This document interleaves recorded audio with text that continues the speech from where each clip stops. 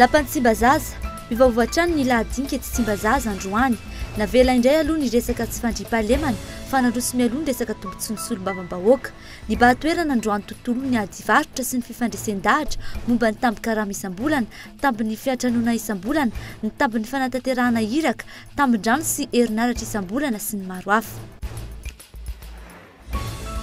Andramena hatramin'ny fiandohan'ny taona tsy misy resaka momba ny mety fiverenana ny famarotana ity azo sarobidy ity eo amin'ny tsena iraisam-pirenena. Tsy fantatra ihany koa anefa hoe ahoana ny momba ireo mpanao asatanana malagasy. Ny asatanana malagasy izay mampiasa andramena hatramin'ny 700 amin'ny akora elan'izy ireo talohan'ny taona 2024. Fisolokiana tambazotra iray manontolo ny sary mitandro filaminana. Olona 520 no voasoloky tao anatin'ny 420 andro tamin'ity volana May ity. Nanome vola 3 hetsy hatramin'ny 7 hetsy ariary izy ireo hikarakarana tota taratasy fa hoe alefa hiasan'ny norisy. Mbola ifampitadiavana ny taleptarika izany. Tsy akamoana akory no antony na fanaovana tsinitsinina ny biby fa zava-bita miavaka teto ny fanambina petraka. Tao anatin'ny 2 minitra no namitan'ilay alika ity nanala ny bakiraro anaovan'ny olona 10. Zava-bita miavaka entina aminao anio. Ny andindininy avy hatrany.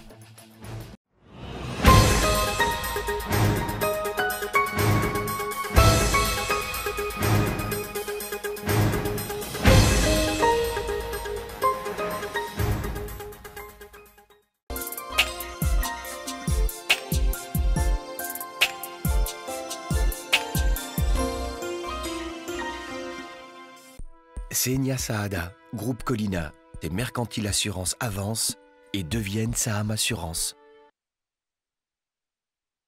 Tino atao hoe dalina sany platy kabone madio mora diovina satria namboarina manokana ty kabone dalina sany platy ty hanamora ny fandehanany loto ho anakadikely lafy sy ny manodidina sabotsina mehana alasora sy ny sisa efa tonga eto aminareo ny kabone madio manatona ny reto toeram-pivarotana ireto.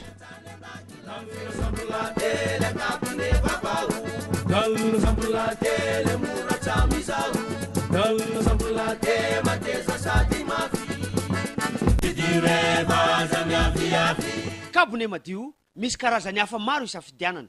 Yahay.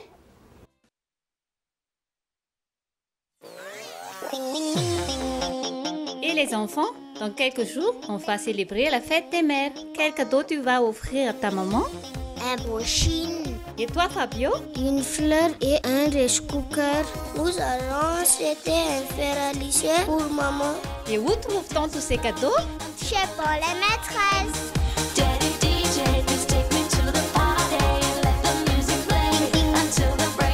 Paolai, toujours meilleur.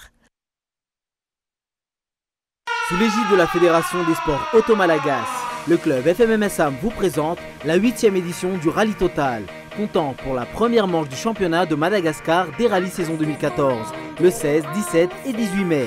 Cette première compétition de l'année, avec son coefficient de 1,6, va vous emmener dans une aventure hors du commun, avec en prime une épreuve spéciale long de 54 km du côté d'Arivunmam.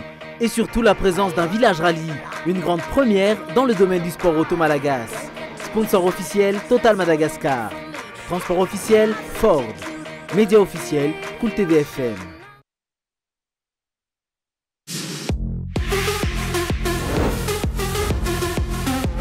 Société de production cherche des acteurs et des actrices de 16 à 50 ans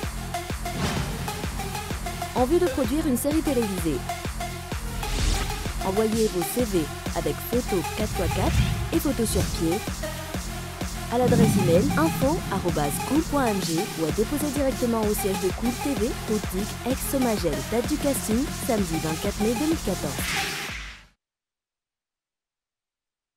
Senia Saada, Groupe Colina, des mercantiles assurances avancent et deviennent Saham Assurance.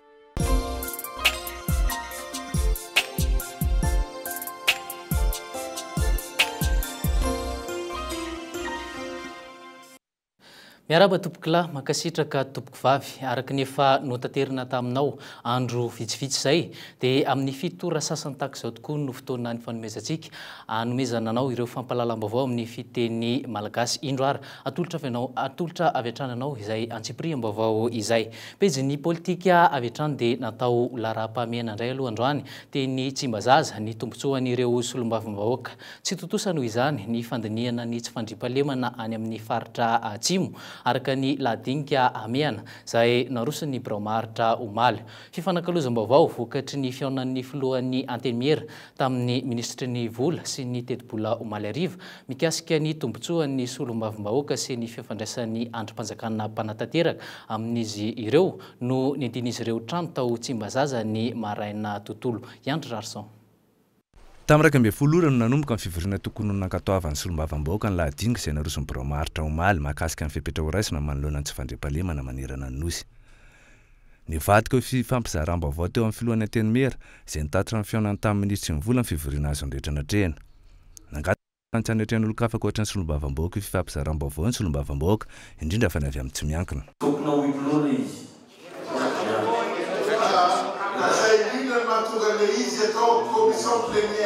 Ny mahakasika ny tombontsoan'izy ireo no antony nidin'izy ireo trano ary nandroany avoaka amin'ny mpanao gazety. Nampimenimena azy ireo fatratra ny namohana tamin'ny fampahalalam-baovao no mety tombontsoa azy ireo. Ny olom-pirenena mandoha izany ka amin'ny anara-mangarahara mila mahafantatra izany ireo olom-pirenena ireo. Araka ny volavolana ny didim-pitondrana mametra ny karama ho azy ireo dia toy izao izany. Ny filohan'ny antenimiera-pirenena indisy 730 kategoria 10. Ny mpikambana amin'ny braomaharitra indisy 530 kategoria 10. Ny solombavambahoaka indisy 530 kategoria 10. Ny tombontsoa kosa dia toy izao. Ny tamin-karamezam-bolana amin'ny folo 2,9 ho amin'ny mpikambana braomaharitra 10,2 ny solombavambahoaka 4,2 ny tamby amin'ny fiantranoana isam-bolana 5,2 ny tamby amin'ny fanatanterahana iraka 2,7 ny tambin-drano sy herinaratra isam-bolana 10,2 ary ny tamim-pivoriana isan'andro 10,2 ialan'ny hetra. Nodin'izy ireo ihany koa marany io ny fomba ifandraisan'ny andrim-panjakana mpanao lalàna sy mpanatanteraka araky ny vaovao azy teny an-toerana. Amin'ny ankapobeny zany ny resahana momba an'izay tombontsoa sy ny fomba fifandamigna azy eo amin'ny exécutif sy ny législatif. Rehetra farampiso no iverina andinika momba an'io resaka sécurité eran'i Madagasikara fa sy dans les parties sud fotsiny. Azo ambara amin'ny safotifoty ihany ny amehana ao Tsimbazaza amin'izao fotoana izao. Porofon'izany ny fiovaovan'ny lahadinika sakisan'ora ny an-toerana. Ho ampy ve ny elim-polo andro voalaza ny lalàna anatanterahana amin'ny fivoriana ara-potoana izay tsy maintsy andiniana ihany koa ireo rijan-dalàna, tolo-dalàna sy volavola-dalàna am-polony maro ho fampandehanana raharaham-panjakana amehana marina ve ny tsy fandriam-pahalemana fa mbola ny andrasana indray aloha izany androany. Fa makasika izay raharaha eny amin'ny antenimiera-pirenena izay hatrany dia tsy azo raisina ny requête nataon'ny Mapara tamin'ny alalan'ny Christine Razanamaso hoy ny faneho-kevitra na ny avis nataon'ny HCC tamin'ity androany ity. Antony nambaran'ny HCC fa tsy azo andraisana izany ny antsoina hoe défaut de qualité au moment de la saisine de la HCC. Anao ahoana ny ofihetsika solombavambahoaka Mapara no ity vaovao ity. Iverina eny Tsimbazaza ve izy ireo rampitso ny filohan'ny antenimiera-pirenena Jean-Max Rakotomamonjy nefa itsakilan'izay nanipika ihany koa fa isy ny fepetra ho raisiny raha toka tsy mety manao famindram-pahefana hatramin'ny alakamisy ho avy izao ireo braomaharitra teo aloha. Izay no mahakasika n'iny raharaha eny Tsimbazaza iny. Ho tojo fahasahiranana kosa ireo solombavambahoaka Mapara niditra PMP raha vao ijoro ny vondrona parlementaire Mapara. Azo ongana tsy ho solombavambahoaka izy ireo raha tsy manaraka ny toromarika avy amin'ny Mapara momba izany. Mety hiena ihany koa ny firaisan-don'ny PMP. Efa ao anatin'ny fisafidianana vondrona parlementaire idirana ihany koa ireo tsy miankina ankehitriny. Ireo tsy miankina izay nahatonga ny fiovavan'ny maranoisa tao anatin'ity andrim-panjakana ity. Mety hiova ary ve ny fifandanjakery ao amin'ity andrim-panjakana ity vokatry izany. Arahantsika ny fanadidina. Araka ny vokatra ofisialina avaka amin'ny fitsarana manokana faharoa misahana amin'ny fifidianana, ny Mapara nanana ny solombavambahoaka voafidy maronisa izay misy 720 tany am-piandohana.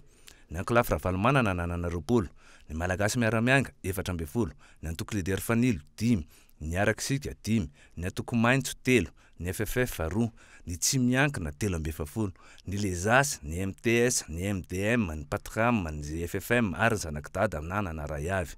Efa nisitaka ny andro tokony maparana namafy ny PMP, ny GPS efa nivaky tanteraka, ny UDU na ny fikambany andreo tsy miankina 20 eo, ny Patram nazy hery ka tonga 20 latsaka. Io ny firafitry ny maronisa namoaka ny Prime Ministre araky nambarany filoham-pirenena.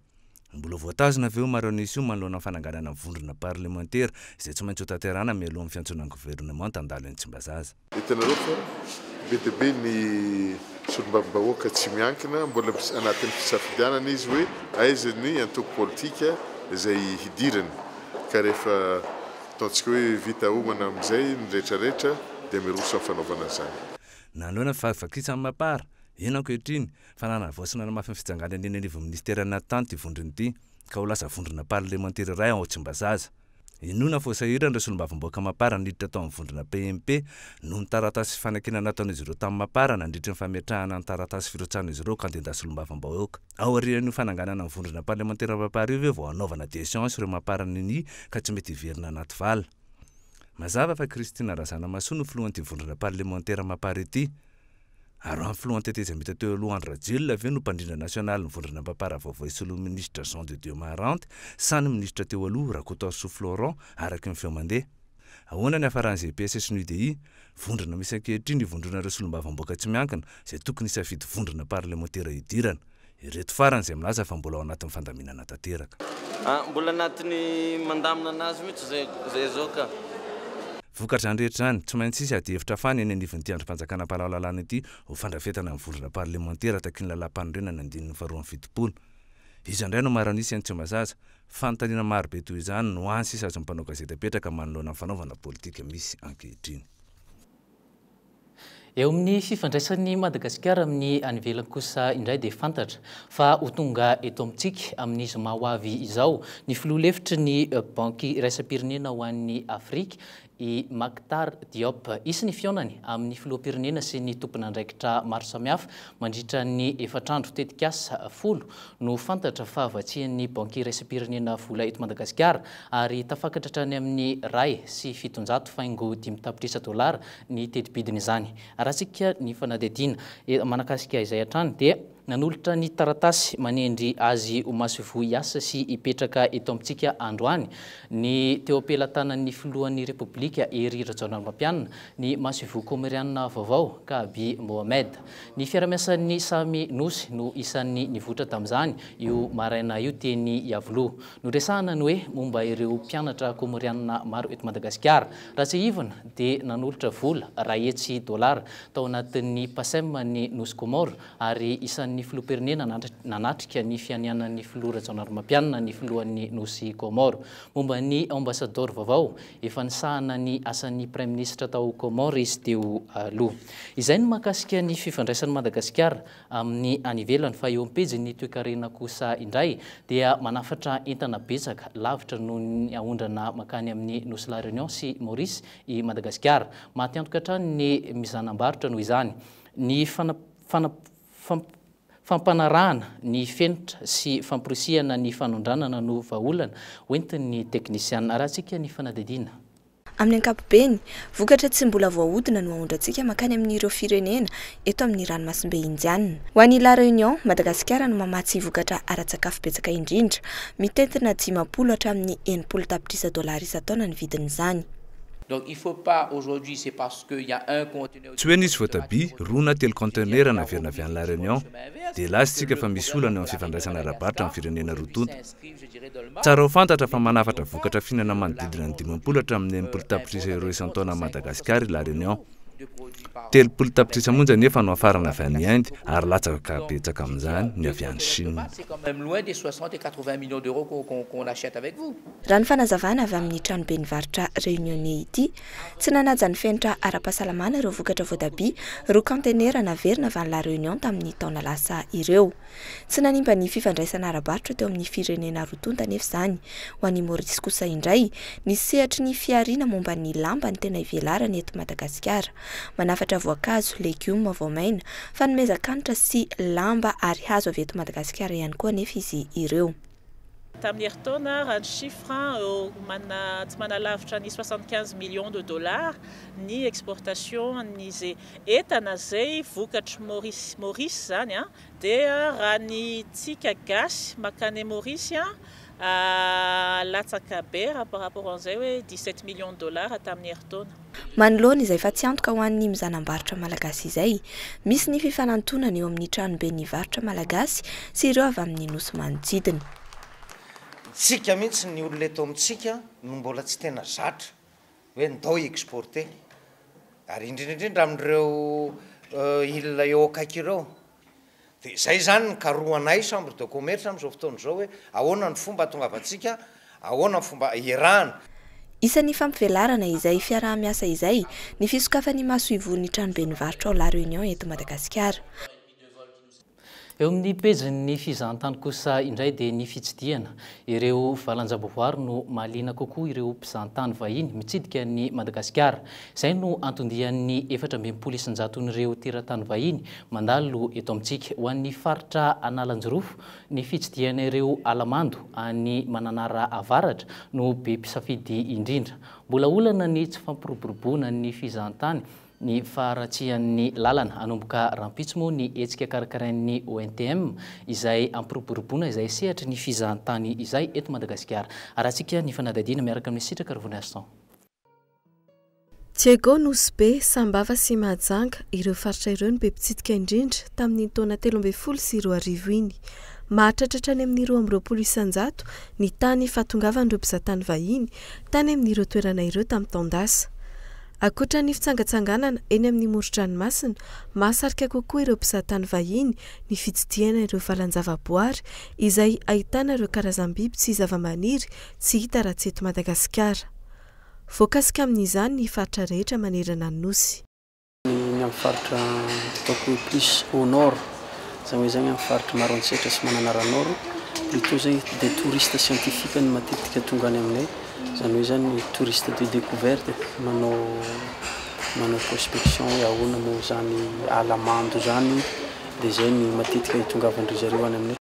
Mpizahatany vahiny misatra any amin'ny 9 alina sy 1 hetsy no nitsidika ny Madagasikara tamin'ny taondasa. Teratany frantsay ny 720,000 ireo. Nahitana fiainany teo amin'ny 20,000 izay antotanisa izay raha oharina ny tamin'ny taona 20 sy 20. Isan'ny politika imason'ny ofisy pirenena misana ny fizahatany eto Madagasikara na ny ONTM ny fampiroboroboana ny sehatry ny fizahatany amin'ny alalan'ny fahampahafantarana ireo toerana azo tsidiana manerana ny nosy. Misy koa ilay atao hoe éductour izay ohatran'ilay ataonay amin'izao fotoana zany hoe tour opérateur any mihitsy zany afara no wakaty tonga eto izy dia mandeha mihitsy izy miaina an'ilay circuit varotany mihitsy izy zany hoe tena ohatr'izao le raha hoe ohatr'izao zany tsingany be mara ahafahany tena mivarotra an'ilay izy amin'ilay mpanjifa ny avelany. Nahitana fiakarany teo amin'ny 700 teo ny tany fahatongavan'ireo mpizahatany vahiny mitsidika ny Madagasikara teo anelanela ny volana Janoary ka hatramin'ny volana Aprily. Fiakarana izay mbola lavitra ny vinavinana petraka izay manodidina ny 20,000. Anomboka rapitso ny hetsika ITM, hetsika izay ampiroboroboana ny sehatry ny fizahatany eto Madagasikara. Fa mahakasika ny asa tanana kosa indray no anoizantsika ny fampalalam-baovao. Tsy misy afa-tsy ny 200,000 asa tanana malagasy no vita amin'ny alalan'ny andramena amin'izao fotoana izao raha manodidina ny 400,000 zany 5 taona lasa izay. No ny fiatohan'ny fitrandrahana ny andramena sarotra ny fahitana io akora fototra io ho an'ireo asa tanana malagasy izay isarihana ireo mpizahatany vahiny. Bolabolana andramena anarivona nefa no mivoaka atsokosoko eny amin'ny sisin-dranomasin'ny Madagasikara. Arahantsika ny fanadadiana miaraka amin'ny Michel Ranarjon. Andrasana izay tena fanapa-kevitry ny fanjakana malagasy momba ireo andramena eto amintsika.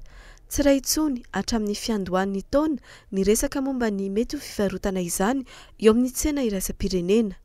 Tsy fantatra ihany koa anefa hoe ahoana ny momba ireo mpanao asa tanana malagasy miandrandra ny ampiasana azy ireny. Vita avy amin'ny andramena sy voambaona ny 20% ireo asa tanana malagasy amidy eny amin'ny lalana miazo an'Ambotry Manjaka. Ny bois de bain kosa no akora fototra anamboarana ny 20% ambiny.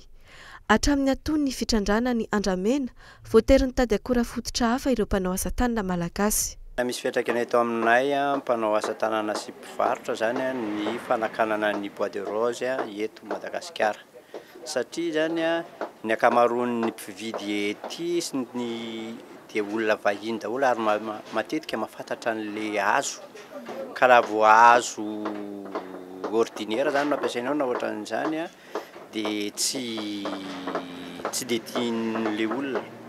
Miendanja ny asa tanana malagasy vokatra izay tsy fampiny ny akora izay. Tsy mianoka amin'ny arena anana ny malagasy. Andramena Anarivony anefa no mivoaka tsokosoko eto Madagasikara isan-taona tranga izay ho dia tsy hita. Tokony hisy fepetra ho raisina mikasika ny fitrandrana ny Andramena raha nambara ny mpanao asa tanana iray. Tokony jerevan'ny fanjakana manokana zany ny mpanao asa tanana satria raha ny mpanao asa tanana dia mampiditra vola vahiny betsaka indrindra zany raha eto amin'ity Madagasikara izay henantsika ity satria ao anatin'izany ny torista fotsiny dia ny vahaolana zany tiana hitolokevitra ataonay dia mba ho jerevan'ny fanjakana manokana izay ny amin'izay bois de rose satria tsy mampiasa ny bois de rose tena bolongany fa ny ratsany sy ny karazany na ny palisantara tsy mampiasa an'ilay tena aniny izay. Voararany lalàna ny fanondrana ny Andramena saingy nambarany ministera ny asa tanana fa odinian'izy ireo ny mikasika ny fangatahan'ireo mpanao asa tanana malagasy. Ezahana zany izay ministera vaovao izao moa zany ny ministera tafiditra indray hoe lasa miaraka amin'ny hoe ministère de l'artisanat, de la culture et du patrimoine ka hoe irinay zany amin'izao fotoana izao hoe amin'ny hoe mba ho tafavoaka zany ny famahana ny olona hoe interdiction ny produits artisanaux na articles artisanaux zay vita amin'ny bois de rose io mba ahafahana manondrana an'izy io satria izy io tena hoe mampiditra devise maro ho an'ny firenena ankoatran'izany mamelona andreo le mpanao asa tanana zay tsy vitsy ny manao azy zany. Isan'ny be mpitady ary mahaliana ireo mpizahatany ny fanakana ny asa tanana vita amin'ny bois de rose. Mbola tompony mangatakatiny ihany aloha ny malagasy mila ity karazana azo sarobidy ity hatreto. Teratany vahiny ny fitopolo isan-jato ireo mpividy ny asa tanana malagasy, teratany frantsay ny akamaroany. Mampitombo hatrany amin'ny 500 isan-jato ny arikarena faobe ny sehatry ny asa tanana malagasy raha ny antotanisa. Mbola makasika izay tontolon'ny asa izay hatrany saingy pejin'ny sosialy kosa asa tsy zarizary ny iveloman'ny akamaroan'ny tanora malagasy ankehitriny. Ny firoborobon'ny sehatra tsy manara-dalàna no isan'ny antony iray mahatonga ny tanora tsy ihanykoa ireo tombotsoany ara-tsosialy amin'ny sehatry ny asa. Ireo no nisongadina tao anatin'ny tatitry ny fanadihadiana izay nataon'ny birao iraisam-pirenena momba ny asa. Hilda Sinjo. Tanora 7 amin'ny 10 eto Madagasikara no avy amin'ny fianakaviana sahirany. Antony mahatonga ny tany fidirana an-tsekoly ambany dia ambany araka ny tatitra izay navoaka ny BIT androany maraina. Ny 3 isan-jato ihany no tody amin'ny ambaratonga ambony. 7 isan-jato no nahavitatra amin'ny farany ny sekoly ambaratonga faharoa. Tsy nandihy sekoly mihitsy ny 12 isan-jato ny tanora malagasy. Antony mahatonga ny tanora irotsaka amin'ny sehatra tsy manara-dalàna ka hiditra amin'izay asa rehetra sendra azy. Tsy mahavelona raha hoe resaka hoe fambolena fotsiny. Nefa konko raha metehatra fotsiny hoe le karaha Mantananarivo any ny terana zany raha ohatry hoe mpiasa mambolana moa zany dia tsisy raisina raha vao tonga amin'ny farany volana. Ny karamanao zao any amin'ny vilany ohatrina dia ny fambolena aty mety mampiditra ohatriny eo. Za moa zany anay zany tsy dia hoe misy hoe karaha misy ambolana fa karaha isan'andro nataona ihany. Isan'ireo 577 isan-jaton'ny tanora malagasy misehatra amin'ny fambolena Imano. Mitovy amin'ny tranga iainany ihany koa anefa ny mahazo ny 724 isan-jaton'ny tanora miasa misehatra tsy ara-dalàna izay tsy mandray ny tambonora fanampiny na ny heure supplémentaire. 5.3 isan-jato amin'ny tanora ihany no mandray izany avy amin'ny mpampiasa. Mba hanatsarana ny sehatry ny asa ho an'ny tanora eto Madagasikara ary mba hanatratrarana ny tanjon'ny politika mpanjakana amorona asa 10 mihetsy hatramin'ny faranty taonty nanolotra sosikevitra ny birao iraisam-pirenena momba ny asa. Raha ohatra izay hoe amboarina zany ny fitantana amin'ny ankapobeny zany ny gouvernance amin'ny ankapobeny na ampidinina kely fotsiny zany hoe 500 isan-jato ny tsy fahaizana mitantana no ambany eto Madagasikara dia mahatonga antsika manao économie eo amin'ny 300-400 millions de dollars isan-taona. 300-400 millions de dollars zany a dia ahafahantsika mampiditra 100 000 jeunes eo amin'ny setra ny asa isan-taona. Araka ny fanadihadiana nataon'ny BIT, ny tsy fifanarahan'ny fiofanana amin'ny filan'ny asa no isan'ny mitarika ny olana ho an'ny tanora hiditra amin'ny sehatra ny asa. 8,700 tanora no mahatsiaro tsy ampy fahalalana entina hiatrehana ny asa. Iny fanadihadiana iny no ivadiantsika eo amin'ny pejy trangam-piarahamonina tonga manao dokavarotra amin'ny fahitalavitra sy ny onjam-peo ny mpisoloka ankehitriny.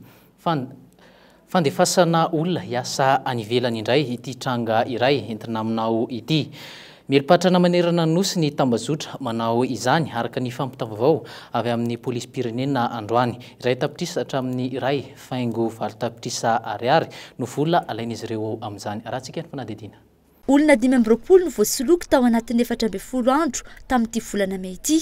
Nanome vola 3 hetsy hatramin'ny 9 hetsy ariary izy ireo ikarakarana antota taratasy fa hoe alefa hiasa any Maurice.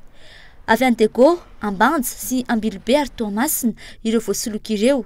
Ny tena raharaha nampiakarina taty Antananarivo izy ireo ary napetraka tamin'ny hotely lehibe iray fa hoe ho tsiriany dokotera ary dia nitondran'ny lehilahy iray antsoina hoe Vahouita André dokotera tokoa.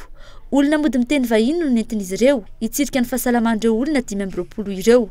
Dia mody misy olona milaza ho dokotera manao fizaham-pahasalamana amin'ireo olona ireo. Dia misy olona milaza hoe manao teny vahiny zany hoe avy any Maurice izay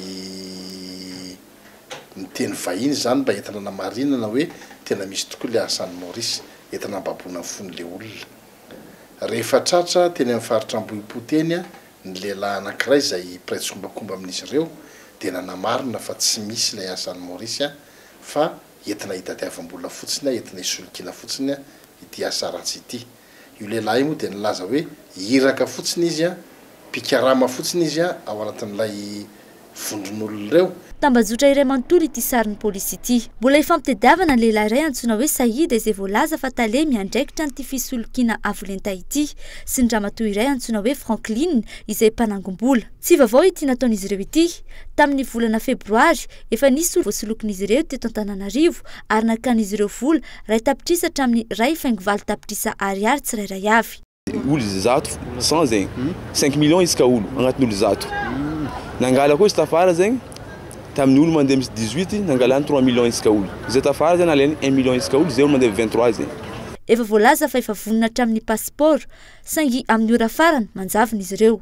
Tamin'ny fanadihadiana ihany koa no nahafantarana fa maro ireo fianakaviana efa voasolokin'izy ireo tany Analavory noho ny famaizana andeha hiasa ho any Maurice. Notsipian'ny polisy pirenena etsy ankilan'izay fa fianakaviana iray manontolo ihany ireto mpisoloky ireto ary mipetraka etsy tsy adana. Mbola mitohy ny fanadihadiana ankehitriny.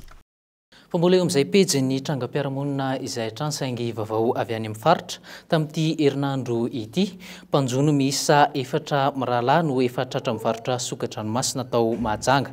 Na ny fivarotana na ny finanana efa nandraisan'ny taliparitry ny jono any amin'ny faritra Boeny fepetra fandrarana avokoa. Ity farany izay nametraka sazy toy ny fandoavana lamandy sy fangejana ireo sokadranomasina tratra tamin'ny fokotany Mahavoky avaratra. Akoatra izay misy ny fanaraha-maso manokana an'ireo tsena lehibe ao Manjanga tahaka ny tsenan'ny Mahabibo, ny tsenan'ny Tsaramandroso ary ny tsenan'ny Marolaka.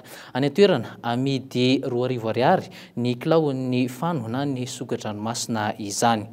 Izay no makasika ny trangam-piarahamonina fa iverina eto andrenivohitra kosa sika ao anatin'ity fanadihadiana ity. Tojo fahasarotana amin'izao fotoana izao ny tarika mahaleo. Marary Inono ao anatin'ny tarika ka voatery tsabona any ivelany. Noho ny fihavanana tsiravan'ny taona isy ny hetsika fampisehoana hitadiavam-bola izay anampiana ny fianakavian'ny Nono amin'ny fitsabona amin'ny alakamisy fa 7 ny volana May no anaovana ny hetsika ary manomboka amin'ny 10 maraina hatramin'ny 9 arivo amin'ny Colosseum Atsonjobe. Rahantsika ny fanampanazavana hoentin'ny tama. Raha ny sitrapon'izy mivady moa dia hoe aleo amin'izao fahaza manao an'izany hoe tsy tianjareo zany hoe mangataka fanampiana. Fa ny namana mpanakanto eto amin'ny tanàna zany no napirisika ny nanahitarika hoe ahoana moa raha manao zavatra ho an'ny zokobe nonotsika. Dia izay koa zany ny era tamin'izy mivady dia namaly zany izy mivady hoe nanaiky ihany izy ireo rehefa andraisana lahatra. Dia asaina daholo tsika mpanakanto tsika kanavana andray anjara fa ny hira tsika ao amin'ny tarika mahaleo no atao zany hoe isika zay mandray anjara zany a de tsy niratsika no ataotsika fa ny hira ny tarika maleo zay zany no ampandrenesantsika mpanakanto rehetra zay andray anjara amin'io andro de misy vata fandrotsahana an'izay vokatry ny fo eny antoerana satria na de misy vidibidirana 2,000 ariary aza dia nasina ihany hoe ho an'olona zay mbola te hanome ny vokatry ny fo de misy vata ahafahana mandray an'izany izay eto amin'ny kolomo dia mirary fahasalamana tanteraka ho an'ny nono amin'izay farariny izay vaovao avy any ivelany kosa no anakatonantsika ny fampalalam-baovao amin'ity androany ity namana matokony alika biby miavaka amin'ireo biby fiompy izy ireny no izy mora mandray baiko na eto an-terana na any ivelany any mahafinaritra ireo mpitisy mpiompy alika no manome sy mampianatra baiko ny bibiny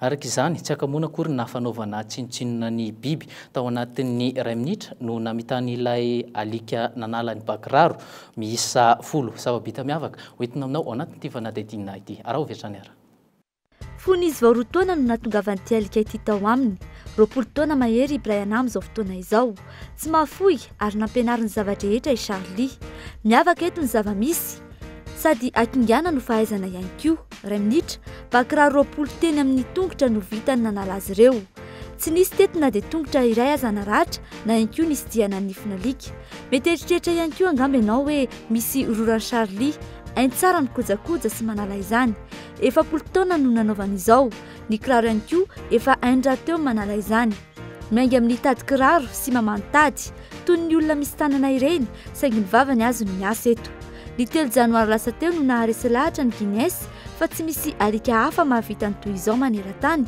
na dia eo aza ny mianatra manala ny kiraro na ihany koa ny bakiraro ny ireo tompony folo ny mpijery voafantina eto hiatrika ny fampiarana samy tongotra havanana rehetra no ny ampiasaina voalohany rehefa avy eo naroso ny tongotra vy sady mampiome no mahatsikaiky ny jery ny zava-misy Brian kosa etsekilany nanambara fa afa-po tamin'ny fampianarana nomena ny Charlie tratra eto ny fanamby raha izao no mitoy mety azo jeritreretina ny fampirimana kiraro na ihany koa bakiraro mipetrapetraka eny rehetra eny sady namana mpanadio izy amin'izay fotoana izay azo ampiarahana tsara raha izany ny fiandrasana ny tanàna ataon'ny alika sy ny fanadiovana ny trano rehefa avy eo zany hoe amin'ny valora sasany no anarahanao ny fampalalam-baovao amin'ny fiteny frantsay miaraka amin'ny Michela Renardson ny tena kosa mametraka ny mandram-piona mandram-pitafa tompo klasy tompoko vavy ary aza donona fa aorian'ny fampalalam-baovao amin'ny fiteny frantsay izay no anarahanao ny horonan-tsary eto amin'ny kolo izay ny fampalalam-baovao antsika tamin'ity takariva ity isorana ianao nanaraka izany hatramin'ny faran'ny veloma tompoko